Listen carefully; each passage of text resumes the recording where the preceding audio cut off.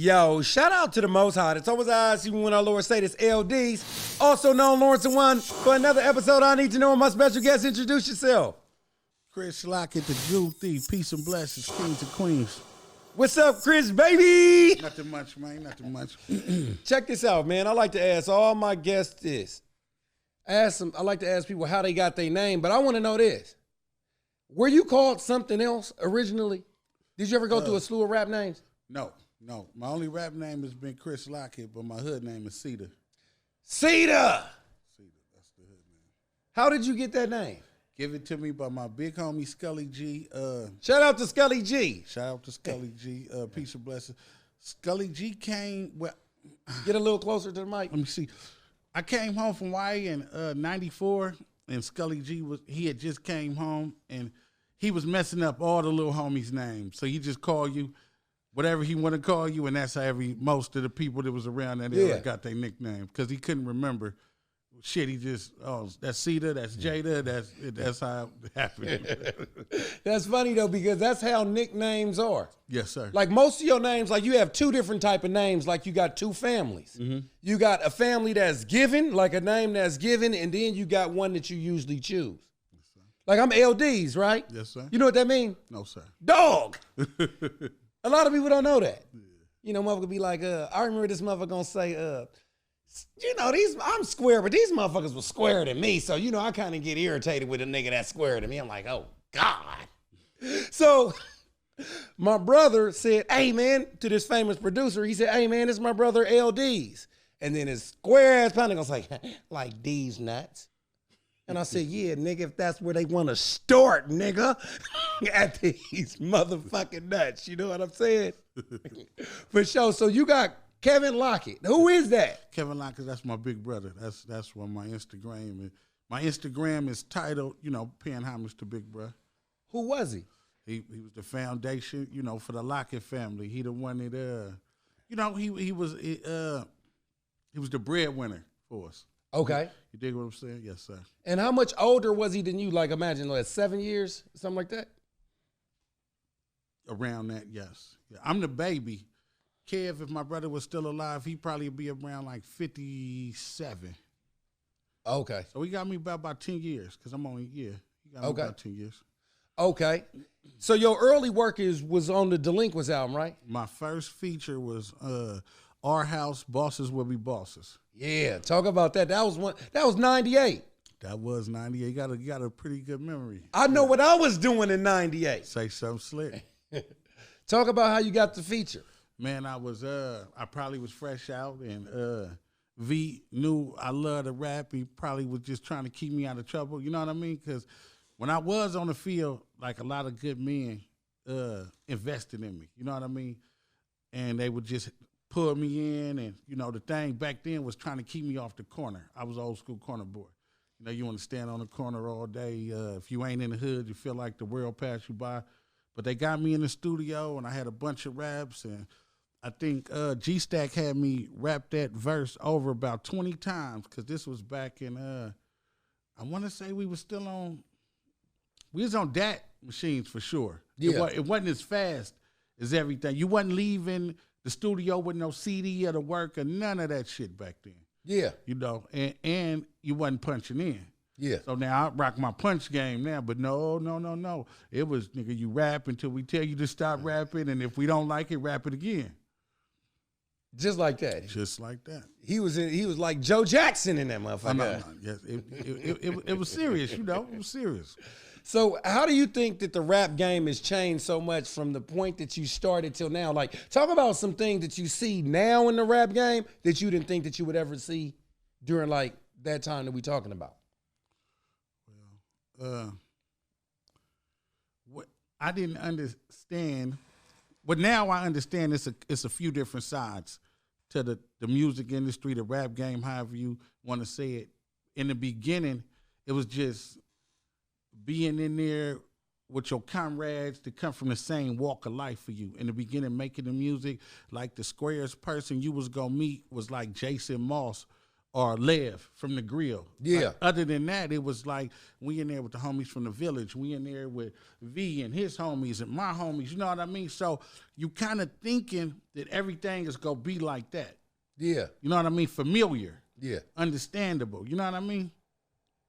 So you saying like it's not like that now? No. It's different. It's different. Like the business side or the political side or the I can't mess with him because he offended him side. Yeah, it gets very tricky and personal. Like, you know, I say a lot of shit on my Instagram and in person if we bump heads. You dig what I'm saying? So I could have said some shit 3-4 years ago that got a bunch of doors closed on me. I don't know. You dig what I'm saying? Yeah. Yeah, so you basically saying that do you feel like rap is still real? Like, do you have to do the shit that you say that you do on record still? No, definitely WWF. I would say that you have some people that rap about the identical life that they live, and then you have some people that rap about whatever popular and popping. You got some people that I think Soulja Boy is one of the good people that he's a good wave catcher. Like he catches a lot of things. Like when he came with the dance and stuff. Well, did he catch that or did he start that? The same difference. You catch it or create it, but you want the wave. So okay, gotcha. I think he created that formula. Yeah. He created a formula, and I ain't knocking him or nothing, but you got some people that do that, and then you got some people that just go pour their heart out in a music form, like trying to heal or trying to motivate, and then you got people with the destructive energy that want to put some music out so people will go destroy. Yeah. And the opposite. You understand what I'm saying? You know what? I always want to ask you this question. I formulated this question just for you. It's not hella deep. But in your music, are you the hero or the villain?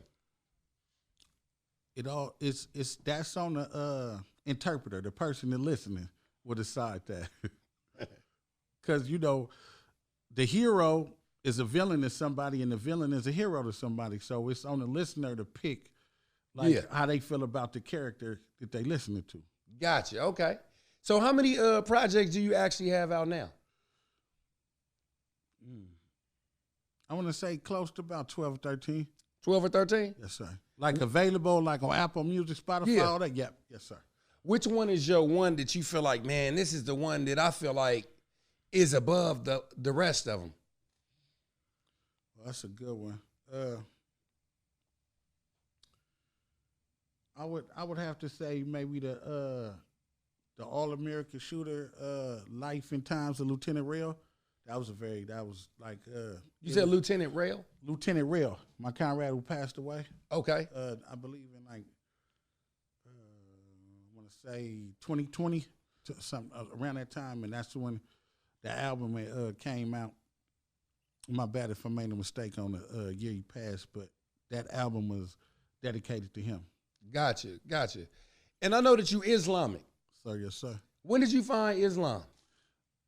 Man, I found Islam way back in the day when I met Ricky Murdoch. Scary. So-called the Scary X. That was a good friend of mine. But the Islam I'm on now, Orthodox, Sunni Muslim, I took my Shahada in 2008. But I was just saying that I always kind of, you know. Gravitated toward Islam.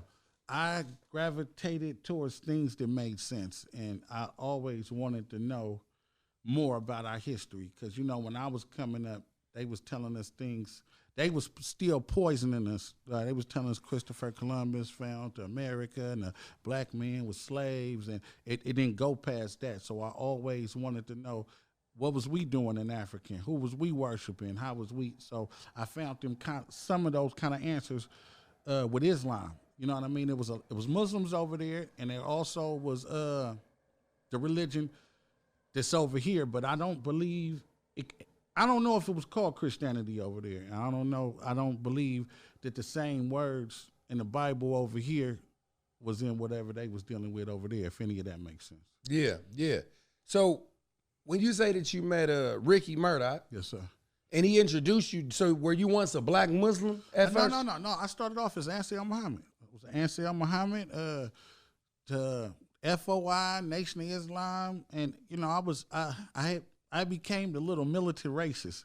inside of YA, and I was running around picking on white people, beating up white people, getting into it with the staff, and I went through that little transition, and it wasn't enough. And then I believe after that I went atheist, and I didn't like the person I was when I became atheist. And I was born. My mom was a Southern Baptist, so I gravitated all the way back, and I love history, so I was always reading.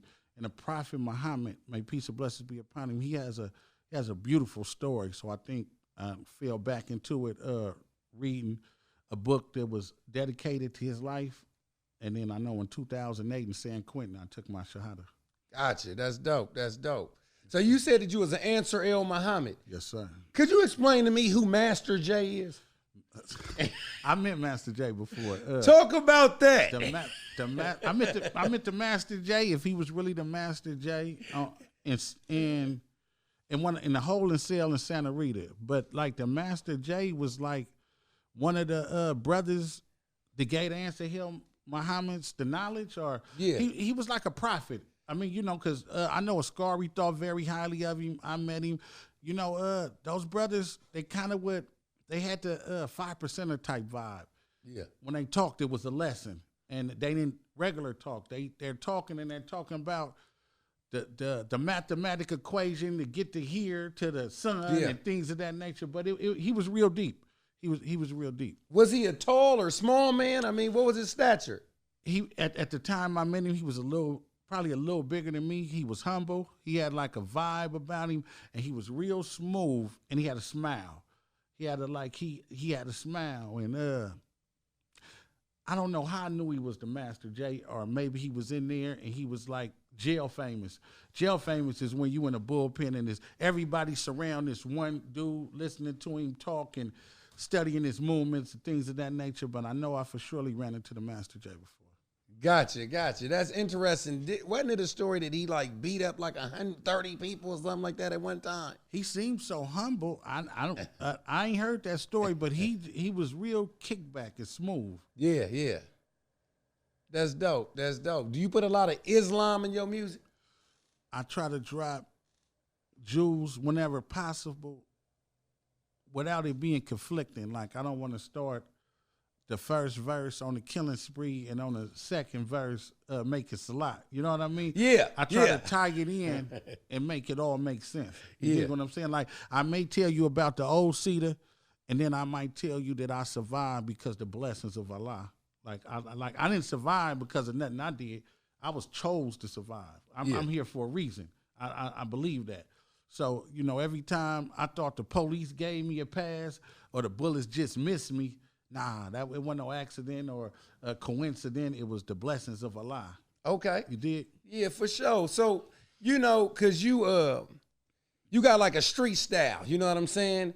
With the Islam, and I know in Philadelphia, that's pretty much like the demographic of a lot of their music. Yes, sir. Do you like a lot of their music? I was messing with my boy A.R. Ab. I like the A.R. Ab and his Pine of Dark Low. I think A.R. Ab got in trouble, but to answer that question, yes, I have gravitated to Philly hip hop. Yeah, you a super hip hop head. I am. Okay, so I got to ask you a pop question real quick. Okay. Me Against the World or Machiavelli? Oh my God, Machiavelli. Me too. But me Against the World is like right. If that go be number 2 or tied, because Me Against the World was dope. It just with me. Machiavelli had that fury, and Me Against the World was like Pac telling you a laid back story, but it was dope though. Like Pac to this day have did stuff that no artist did. Like what's that song when he pop all them peas? And yeah. I ain't never seen nobody play. I know which one you talking about. And then I know what exactly. I'm talking. It's Fortune, on Me Against Power, and Pistols, plotting on murder. You know what I'm talking about. He was kicking them alliterations. Yes, sir. And people don't play with words like that or take it that far. Well, it's something out there that do, but it's hard to duplicate Pac. Yeah. I fuck with Machiavelli for this reason though. I think Machiavelli is all the Pacs in one person. Okay. Because he was already kind of on sometimes a little bit everywhere. Like Tupac Now is the militant album. Yes, sir. That's the black, like that came out the same time as or a little bit after Ascari X. So I compare Ward to State with Tupac is now. Say something slick. So you got the military Pac, then Strictly for My Niggas.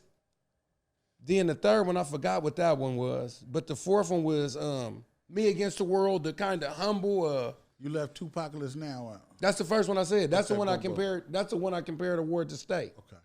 And then about the time All Eyes on Me, that's when he turned into Machiavelli.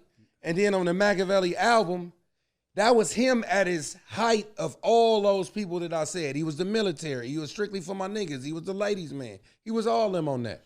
I looked at Machiavelli as Pac had a chip on his shoulder, and he created that album in a void, not in a void, but in a space where he was like, I don't need no Dr. Dre. I don't need no Snoop Dogg. All I need is a platform to, because there was a lot of stuff going on there. Definitely. And if you compare that album to that, wasn't really nobody on that album but them Outlaws. You know what I mean? His little hyenas. Yeah. And I think the one dude from Long Beach on Badass. Other than that, it wasn't nobody else on Well, there. you know what? That's what I feel like, that's what I liked about Tupac a lot. Not the most, but a lot. Is that for him to be a platinum artist, you always heard somebody that you never heard of on his album. It kind of felt like this. Facts. His albums always felt like he was going to the store for some blunts and he seen his partner on the corner. Hey, nigga, man, where you go? Hey, nigga, Pac, I ain't seen you. Nigga, we finna go to the studio. Nigga, get in the car. Nigga, don't trip. Nigga, it's on me. Yes, sir. Yes, sir. And before you know it, you was on Pac shit. Because on every album, it's somebody that you don't know their name. On a platinum album, that's not regular. It's not. It wasn't. So what you think about Nas? I'm a big Nas fan. It was written or Machiavelli. Oh man, Machiavelli, man. Nobody come higher than Pac when it comes to this hip hop shit with me. He's the greatest of all time. Pac is my Elvis. Oh, get a little closer. Pac is it's like, you know how the white folks feel about Elvis? That's how I feel about Pac. Okay. Yeah. That's funny though, because that was one of my questions was Tupac big as Elvis in American culture? Definitely. I mean, Elvis was a thief. Elvis wasn't talented. He just learned how to do what he seen the black people do and got the white people to like his shit. Yeah, that's real. Would they do that with religion and everything? Everything, yes, facts. Yeah. Facts. But Elvis wasn't talented. But nevertheless, I ain't an Elvis hater. Yeah, yeah. So what is your superpower as an artist? Knowledge. Knowledge. Yes, sir. That's funny though, because I always say that you remind me of my partner or my god brother, and his name is Knowledge. I always say that. Don't I always say that you remind me? Yes, hey, sir. don't he kind of look like Knowledge a little bit? That's our brother. Okay. Yeah, for sure, man. So you got the knowledge in the music and stuff like that. Now, this is what I want to know. Do people still tell stories on the microphone? Yes. It seemed like people dropped the stories and started making diss records. It all depends on who you listening to. Now, if you was asking me if some of the people that make the drill music tell stories, I wouldn't know how to answer that because I don't believe I listen to a lot of drill music. But dissing has made its way back to the top with a very deadly double-edged sword. So it's funny though, because it's like back in the day, right? Mm-hmm. If a motherfucker was selling dope, let's say James was selling dope, Yes, sir. and James stopped selling dope and started rapping, grandma would be happy. Yeah, James is rapping now. He ain't selling dope. But now it seems like rapping is more dangerous than selling dope. Definitely. Especially in the right city. Yeah. So do you have any rappers under you, like on your label and stuff like that? I have people I rap with. The label thing, like we never signed nobody. It was more like a collective, or we was all bosses. So I would say I ain't have nobody up under me, but I do have people that I've been working with for years. Gotcha. And was you rapping a lot in YA? Yes, sir. That's why, that's where, start sharpening my steel, probably in there. Yeah. So this is what I wanted to know. Do you feel like that you've been in the streets hella long and shit like that? Do you ever feel like, how do you plan to give back? give back by helping people. Okay. You know, that's it. You give back, and it ain't always got to be like a financial help. Sometimes it's just knowledge. Sometimes it's just chilling with somebody while they going through stuff. So I try to give back as much as I can. Mm. Would you ever be a juvenile hall officer or something like that? Do you think that you could ever do a job like that? I would rather be like a more of a counselor or psychiatrist. If I had to go up in that field, I wouldn't want to be the ones with the keys and over nobody freedom, you know? Yeah. Do you view that hip-hop is weaponized against black people? Facts. From back in the day when they did the transition, like, because you old school hip-hop here too. So when we came in the game following the opening of hip-hop, you know, we came in the game glorifying our culture. Well, you know, pimping and, you know, gang banging and surviving. And that there, you know, they switched it up, you know, because the East Coast, they had a lot of positive stuff going on, and they kind of killed the positive. You know, I think they should have been just as important. You know what I mean? Two sides. Yeah. But, you know, they kind of killed that way back then. Like, you know, and so, yes, they did weaponize it. What album do you feel like changed hip-hop the most? Man. I say Me Against the World. In what way? That was Dear Mama. Dear Mama. I think, like, you had, up into Dear Mama, you have never really heard a rapper get that emotional and give praise in a correct, like, I've never met a person who didn't feel Dear Mama. Yeah. Yeah. You could play Dear Mama at a funeral. You could play Dear Mama at a graduation. You could play it anywhere. I mean, I feel like you can. Yeah. It's just like, you know, you giving praise to Earth, like the creator. Yeah. You know what I mean? Yeah, I think what Tupac was actually really good at is that he could take a song that wasn't supposed to be on the radio and make it a radio, even with scattered bars. Definitely. And what I'm saying, like scattered bars, is that the verse that he's kicking don't necessarily got nothing to do with the song. Yeah. Like toss it up. Like at first it's about a chick. Yeah. Then at the end he dissing a motherfucker. You know what I'm saying? Yes. You remember when he dissed Dre? Yeah, toss it up. I used to just put Machiavelli in and let it play. So I'm familiar. Yeah, he go crazy at the end. Yeah. No longer Dre Day. Yeah. You're like, damn, I thought you was just knocking bitches though. You know what I'm saying? Even in the background at the end of a Pac song, you gotta listen. Because he talking all the way into it, fade out. He calling people out. Man, Tupac will cuss your motherfucking ass out. Most definitely. You know, hey, look. You know what Tupac's favorite thing to say is? What you niggas need to be doing. That nigga will tell you what you need to be doing quick. That's right. For sure. So I was going to ask you this, right? You got Tupac, you got Nas. Them is probably your 1 and 2, right? We can say that for now. So who are the other 3? Who in your top 5? Tupac, Nas, Jay-Z, where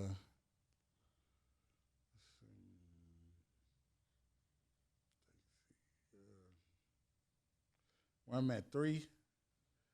See, I can't be biased. I gotta leave. So I'm gonna throw Scarface in there. Yeah, yeah. And I'm gonna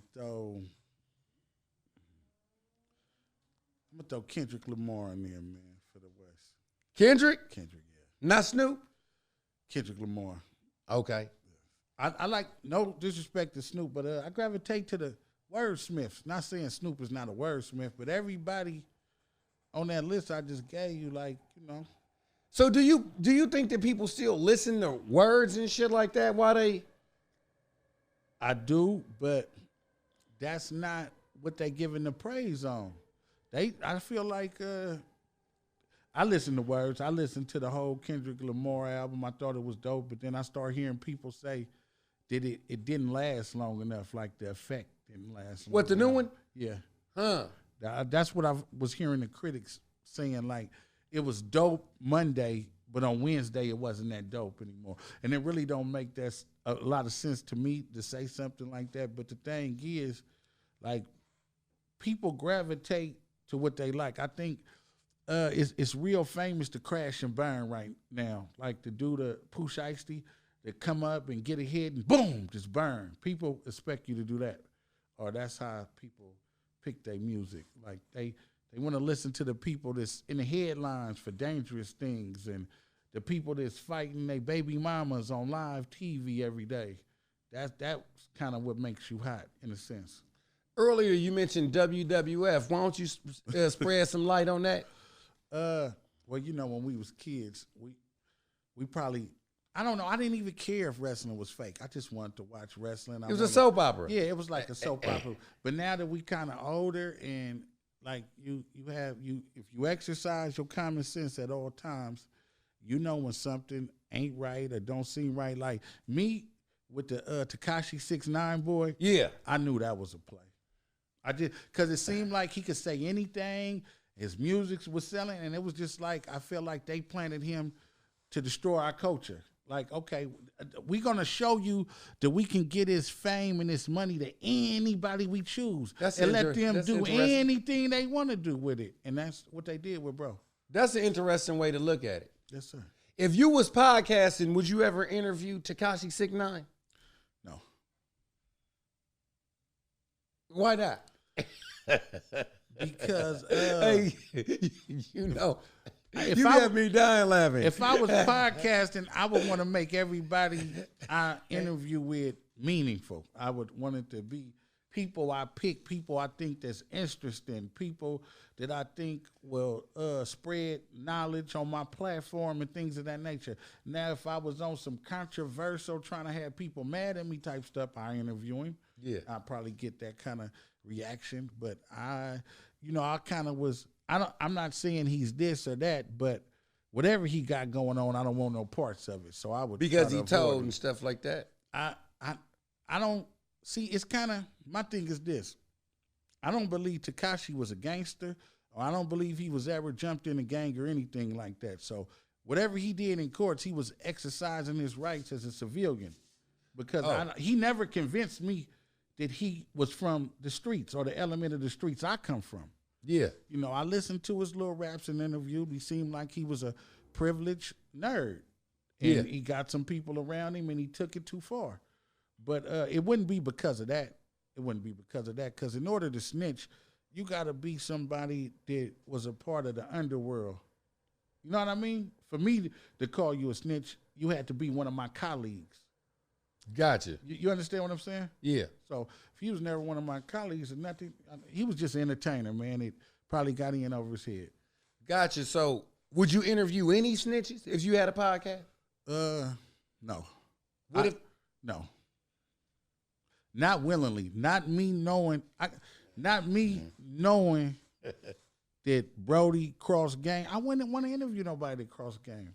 Like, what if it was like a mobster or something like that, and you just want to hear his side of the story? Is it just? No. No fly zone. No, because you know, when I came up, man, you know, the big homies is somebody that pull you to the side and they'd be like, he ain't cool, and it was just that. Nobody never asked why is he not cool. It just was you took the blessing of being up. The bro ain't cool, and then a week or two later, you probably would be reading about him. So hell no, I won't want to interview nobody there. You know what I mean? I believe that in this day and age we live in now, we put too much light on people who did the wrong stuff and not enough light on people who did it how they were supposed to do it. You know, I don't glorify violence. I don't glorify crime or anything, but I know my mama taught me that if you stand on whatever you did. So if I got in trouble, I had a whole neighborhood I could have told on, but I took my licks, went did my time, I wrote my letters, and I came back. So anybody that escaped that, I don't know for what reasons or whatever, but that just, I don't know. It even like in Islam, it tell you to stand on your square. Yeah. You know what I mean? So, yeah, I try to promote, like, standing on your square. Be a man. If you fuck up, stand on it. You know what I mean? Like, shit, I would, you know what, if a nigga did some shit and it didn't even make too much sense, I would even encourage a nigga, boy, you better go tap in, go turn yourself in, nigga. You know what I mean? And a person might be like, that's some snitch shit or whatever, but if you was asking me for some advice and the shit you was telling me, like, I just snatched this old lady purse and she fell and she dead, I'd be like, well, you need to go stand on your square for them people find you and execute you. I'll probably tell you some shit like that. I ain't gonna force you. Yeah. You know what I mean? But if you asking me for advice, I'll say, you did some dumbass shit and you need to go seek atonement. Yeah. You know, I ain't about to hide you out. Yeah. You ain't about to get caught riding in the car with me. That's right. You know? And what is the biggest difference between, for you, YA and the penitentiary? YA was gladiator school to the fullest, like the guards. They let you fight and sock each other. So you probably, if you didn't come to YA with a heart, you left with a heart, or you left in a worser mental state. I seen a lot of people get on psych meds and Thorazine and things of that nature, but YA school kind of breeded warriors. Yeah. You know? And how's Danny doing? You been tapping in with him? Most definitely, yes, sir. How was he doing? Is everything? I mean, shit, he's holding up due to his circumstances, but you know, he could talk and things of that nature. You know. Gotcha. Because I know that's your folks and shit like that, and it's good that you stay tapped in with him, you know? Yes, sir. For sure, man. Is he still rapping and stuff like that, or he just kind of dealing with what's in front of him? Like, he dealing with what's in front of him. Like, shit, sometimes he be in and out. I be like, I ask him about the rap. He be like, he ain't wrote no raps. And I just be trying to encourage him to, like, exercise and read the Quran or read the Bible and just stay on the shit. But he competent to the sense where I think he have, like how you said, good days and bad days. Sometimes I talk to him and he'll be on the square, and then other times I talk to him and you could tell he's depressed, or maybe he hadn't took his medicine or something and he be in like a different light where he don't even know. He be like, man, I'm in here. When they gonna let me out? And seeing stuff, things of that nature. So I know it just be like an off and on thing for him. Gotcha. And being, you know what I'm saying, from the streets, you know what I'm saying, is it hard for you to do music and move around and stuff like that, or pick and choose in politics and stuff like that? Like, does that affect your career? Not for me. I think maybe for people that's involved with all the stuff that goes on for the new Oakland, but I'm old school, so most of the places I be at or the people I rub elbows with be happy to see me. That's dope. Yes, sir. That's dope. You know my folks, Fam Cirque? Most definitely. Yeah, he said, Cedar is a G. That fool love you, man. Shout out to Fam Cirque, man. Shout out to Fam Cirque. Y'all got music together? Most definitely on that All-American Shooter Part 2 project. Did you know that he could rap really well? Yes, sir. Did you know that? I remember the group, the Cirque. I remember the Cirque, yeah. Yeah, I was a fan of the Cirque. I thought they would go be the next big thing right after 3 Time Crazy. Yeah, yes, yeah. Sir. Yes, sir. Yeah, man, shout out to the whole Cirque, man. That's my folks, man. I just seen Ruck not too long ago. Mm-hmm. So this is what I want to know. Do you consider the hyphy movement hip-hop dynasty? Was that a hip-hop dynasty?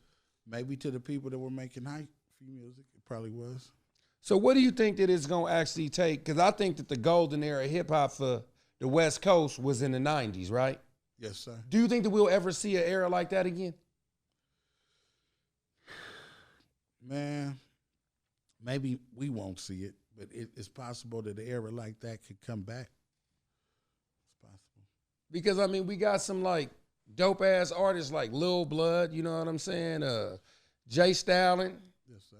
Mechanics and stuff like that. And I think that the talent has actually got, I ain't gonna say better, but we got a lot of dope talent out here. You know what I'm saying? What do you think do you feel like the Bay Area gets its proper respect, like in the grand scope of things in hip hop? I believe, yes, the Bay Area gets its respect, but from us being here, it's kind of like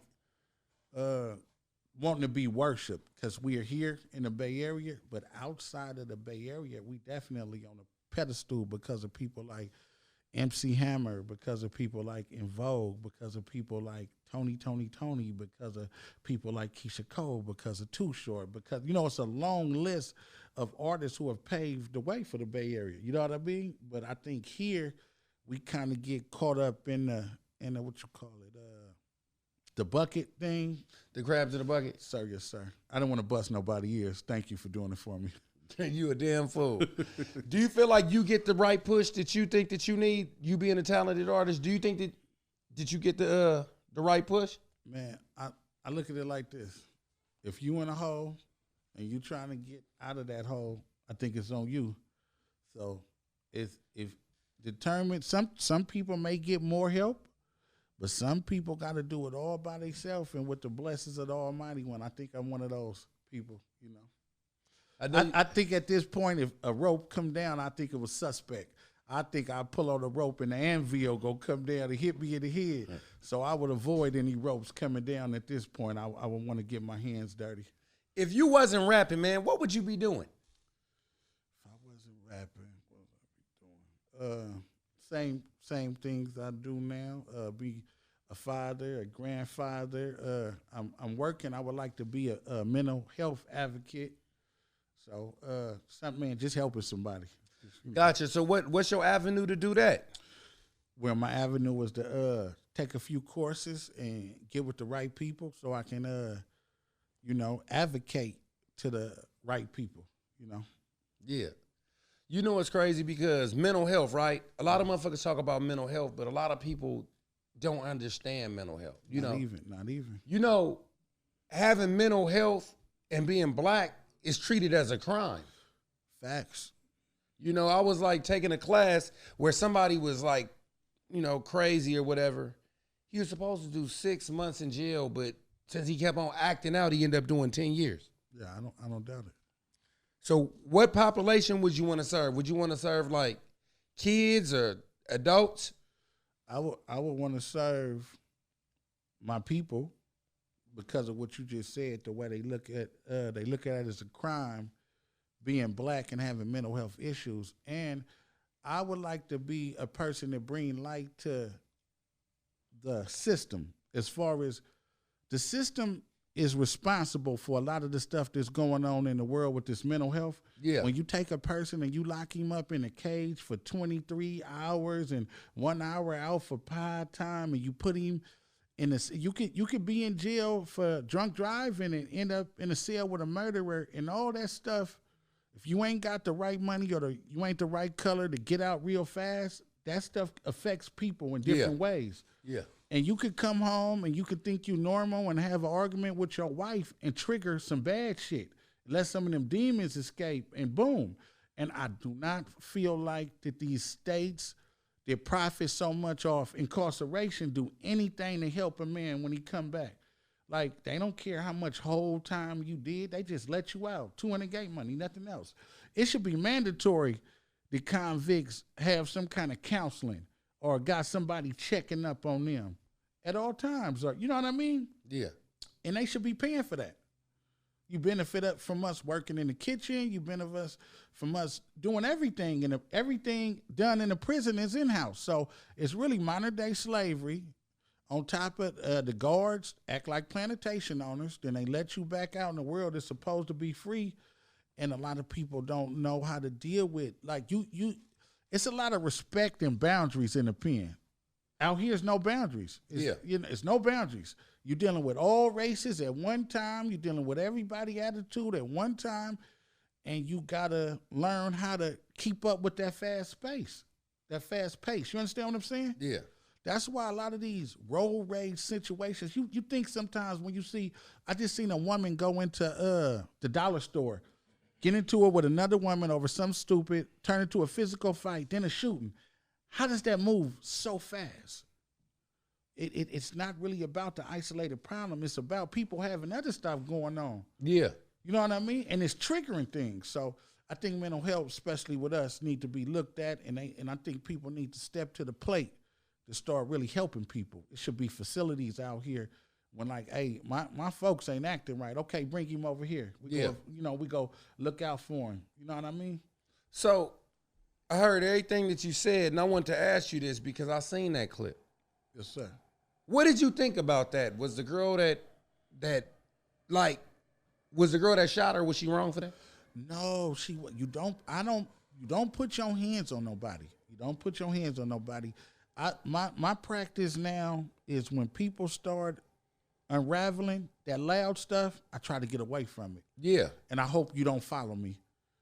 You know what I mean? I hope you don't follow me, and I hope you don't put your hands on me, because if I can keep you from putting your hands on me, invading my space, I can get away from this situation. Yeah. I don't really be worried about what other people go do. I don't want to get into a point where you can't control me. Because, you know, when a person think they right, so after you put your hands on me, in my mind, it's going to be justified whatever I do. If I just stomp on you for the next 5 minutes, in my mind, it's justified because you didn't violated me by putting your hands on me. So my thing be just to try to avoid it.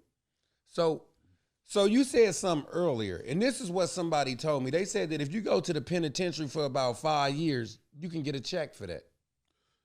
Everybody who's been to the penitentiary, especially some of these California penitentiaries, or in you know how many people been killing themselves in Santa Rita? Or how many people it's been a lot of suicides in Santa Rita, and a lot of people been dying in Santa Rita from not having a proper medicine. They're being sued right now. Rest in peace to Maurice Monk. I went to elementary with him. You know what I'm saying? He was from North Oakland. He didn't get his medication. Yeah, that's not cool. That's not cool. And then man, I don't think, like, a lot of people, the closest, like, I can't say even the closest to slavery, because I can't compare to what our people went through slavery. But if you never did no time, you probably never ran across no evil people, because them people in there with them keys, you know, most of them a different race, the same race, all the shit, but they are desensitized to, like, you in there and you are a number or a color or a suit. You're not a human being. Yeah. You know what I mean? So you knocking on the door, I'm having an asthma attack, they going to lunch. Yeah. Well, we'll be back in an hour. Yeah. That's crazy. Yes, sir. And you said earlier that you didn't feel like penitentiaries have any type of rehabilitation program set in place? No, I didn't say that. I said they have nothing for mental health. Okay. Like, if you go in a penitentiary, and if you get on some medicine or something, they got pill call lines that last for 2-3 hours. They're going to make sure you take your medicine in there. If you off psych meds, they going to label you triple CMS. They're going to put you on a special yard. If you wake up one day and slap the shit out of a guard, you go get a pass for that, because they know you triple CMS. But now when you come out to the streets, the cops don't know you triple CMS. Yeah. Your girlfriend probably won't even know you triple CMS. Your homeboys might not know you triple CMS. Triple CMS, what is that? That's what they classify you in the pen, that you on psych meds. So the moment you start taking psych meds, you are not the same for the rest of your life. Because when that medicine wear out your system, you can have an episode. You understand what I'm saying? Yeah. You can start seeing things that ain't nobody else seeing. You can start hearing things. You can think your homeboy trying to kill you. We don't know what's going on in your head. Yeah, yeah.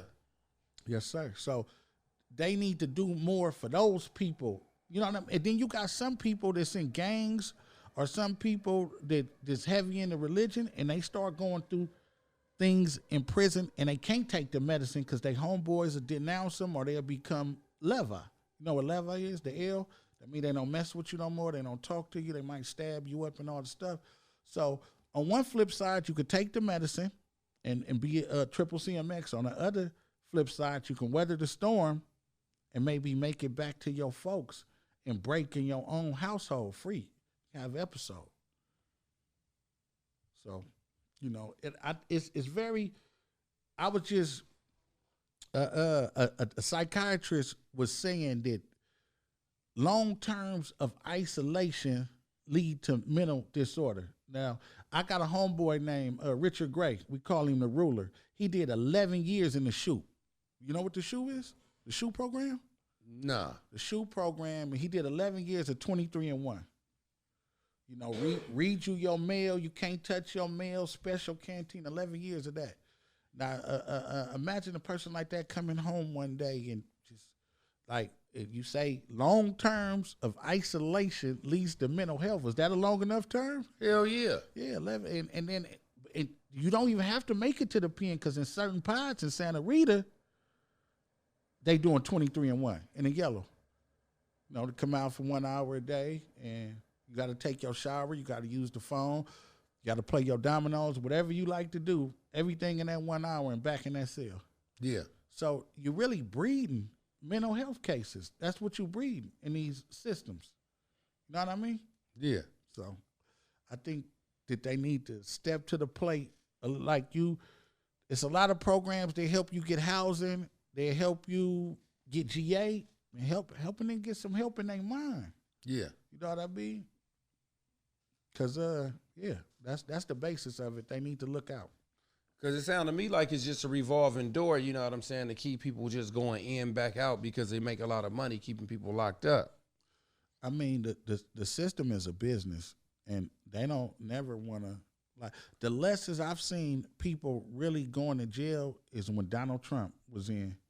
It seemed like jail time was at a low, or it was very hard to go get arrested. And now the Democrats back in position and they bouncing out on you and he's open again. Yeah. You know, you go down the street sometime, you see like 4-5 cars lined up. It's a different agenda, but I don't think none of the political people care about American mental health. And on another note I didn't speak on, I think this mental health shit breed mass shooters. I don't think that these mass shooters are sane like me or you. I think they have mental health issues. I don't think they just regular people that just like us. You know what I mean? You know, I'm a regular person too. I knew you was going to say that shit. But I've never had no desire to go hurt people for nothing. But I do believe it's more to these mass shooter issues. I don't think these just regular people. Yeah, I totally agree with that. I mean, there's definitely something going on upstairs, and it just seemed like I'm doing something for school called critical race theory. Yes, sir. You ever heard of that? No, sir. And they just talk about how like two people could do the same thing, but then one person may get a longer sentence. You know what I'm saying, for doing the same thing. Like a black person could get busted for some crack cocaine. He'll do a year, but then a white person might get busted with some powder coke and do less time. Most definitely. And then I just talked about like, you know, I got caught with some weed back in the day. I had to go do a little bit. Not just, I went to jail, but now ironically, it's a weed spot across a big-ass cannabis club across from the places they took my ass to jail at. Yeah. So it's just one of them things. You probably need to look into that. That seemed like something that you probably like, though. Okay. But I asked you earlier, and I misquoted you. Do you think that they do enough to rehabilitate people getting out the penitentiary? Are there a lot of programs? Yes. I've got a addiction recovery certificate in San Quentin. I went to Patton University, and like it's things in there for you. You got to be willing and ready and motivated to do those things. But you know, in my younger days, I probably wouldn't have been in there taking advantage of those kind of things. So they got some classes, but it's like there's nobody forcing you to take them. Yeah. Like you walk by, you see a note on the wall, Patton University, you got to go sign up. Yeah. You got to assert yourself. There's no counselor. There's nobody in there pushing you to do any of that. You know, inside prison is got everything the streets got. They got phones. They got drugs. They got sex if you looking for it. It's the same thing. So you got some people that just go in there and be on the same path that they was on when they was on the streets. And then you got certain people that want to make the best of their time. Like I want to max out. I want to get everything that I can get while I'm sitting down. I've thought a few times that the worstest thing that they ever did to me was gave me that much time to think. Yeah. That's a different way to look at it. Because I remember when I was in jail, motherfuckers, they always talked about doing the same shit but better. Yes. That shit fucked me up. No, that was me about my first 10 times. I went to jail and came out a beggar the criminal. I went and got with all the OG. I didn't try it out everything I heard.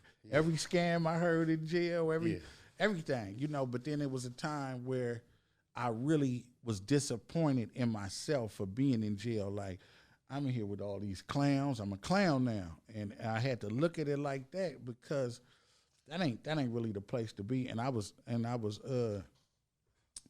very happy I wasn't incarcerated for the Trump administration. I just felt like, and I ain't knocking Trump or nothing, but I felt like, you know, the way he was pushing, with some of the shit he was saying, I was like, yeah, they'd get away with anything right now. You know what I mean? Build another wall inside the penitentiary. Yeah. So, hey, a lot of people say that Trump A lot of black people say they can't stand Trump ass. And I hear some people say Trump wasn't that bad. What's your take? Trump was real, and he was real American. Biden is more, you know what I mean? When they be like, #1 bullshit guy. Yeah. That's Biden. Yeah, You know, Trump was like, you know, he was straightforward if he didn't like it, or he didn't have a problem with being racist. America is racist. Yeah. You know what I mean? That facts. You know what I mean? And he didn't have a problem with, he in his mind, he's a superior white man, and he didn't want to downplay that or sugarcoat that for nobody. But he was a businessman. You know what I mean? I rather do business with a businessman. Yeah, yeah. Some people say, you know what I'm saying, my brother over there, he said that what they didn't like about Trump is that Trump was actually telling what's going on. Yeah, he was. And he was. And he didn't even give a fuck. Like, he'd be like, yeah, man, all this shit fake. Yeah, this shit fixed. Fuck it. He was a whistleblower. Yeah. You know, and we need shit like that. You know what I'm saying? You know, cast your motherfucking vote. Before we get out of here, man, tell people where they can find you at. You can find me on Instagram, YouTube, Twitter, East Oakland, all the shit, you know. And I want to know something. Are you and Ricky Styles going to do a double disc, man? A double disc, yeah. Man, me and Ricky can knock out anything, baby. You know, it's not a problem. I fuck with Rick, man. Shout out to Rick. Rick be have me dying laughing. Yes, sir. Yes, sir. I think Rick could do some stand-up comedy. See, just saying that got this motherfucker laughing. You don't agree with that? Rick, no, one of the reasons why I can hang with Rick as much as I hang with Rick is because he's funny. Like, yeah. No, I tell Rick this all the time. I say, Rick, you need to let me set it up where the cameras follow you and your little situation. We go get rich here. He be laughing, but he's a special character. If you met Rick, you met Rick. Yes, sir. I said Rick, man. No. Look, I'm gonna tell you. Look, Rick got this thing going on where he eats, and right after he eats, he throws up. Right. So I'm in the car. We eating, and I have to do preparations. I have to try to get mine in quick because I know Rick is about to eat, and then it's only with certain food. So. Or if he drinks soda stuff, but it just be like just weird shit. And I just be laughing like, but I don't know how I would move and groove like that. Like if I had to throw up every time I eat, I would be mad. Wait, is this on purpose or No, it's like it's just some shit going on with him. Like but yeah, he be freaking me out with that. I be capping on him. Yeah, I say, man, it's like the anorexic shit, you know, with the girl that want to be skinny, eating. Bulimia. Yeah, you know what I'm talking about. Yeah, I had Rick in here. I said, Rick, man, I like that chain. DSG he said, yeah, do something good. You know, I'm always trying to do something good. Doing something good. Yeah, something like that. No, he flipped it. At first, it was $ game. Okay. But I like doing something good. I think I like that a lot better. But to really, like, if you ever really get some air time with Ricky got a real big heart. Yeah, I know. Like, you know, got a real big heart. Yeah, because like every time I see him, it's all love. You know what I'm saying? He know me from here. You know, he could have been like, oh, that's the nigga from here, man. You know, it's like, yeah, what's up, L? You know, you got to love motherfuckers because this industry shit is different. Yeah. You know, when I see you, it's good. Yes, you know, sir. I know you in the industry, but I consider you a friend, man. What's up with Chris? Most definitely. You know? You just had me jump in your car. I don't even jump in the car with people. You just pulled up on where you going, jump in. Yeah, that's real, man. Hey, shout out to my nigga from Sobriety. Well, thanks, man, for coming on time, man. Most definitely. Well, man, I'm Lawrence the One, L-Deez for another episode of I Need to Know, and as usual, come on, you know what I want.